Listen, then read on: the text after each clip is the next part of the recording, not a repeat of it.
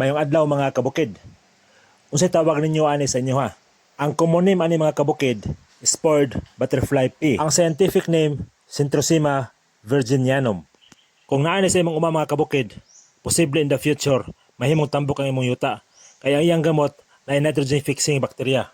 Kung atong tanawon pag-ayo mga kabukid, pareha ra sila porma sa Bloternet. Tungod kay pareha ra pa sila family mga kabukid, Fabaceae. Kung makaon ang Bloternet mga kabukid, kaning butterfly pea, makaon pud ni. Ingon nila mga kabukid, makakontrol ni sa blood sugar, then makapagamay sa timbang. Dayon, maka-improve sa atong memory retention o sa atong panghuna-huna. Dayon, maka-enhance sa atong concentration ug focus mga kabukid.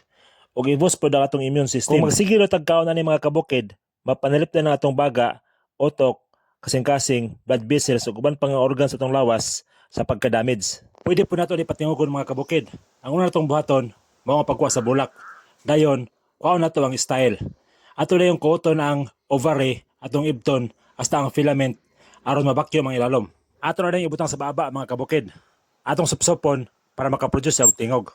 Pwede nato awaton ang tingog sa sunbird mga kabukid, ang tamsing nga yelo.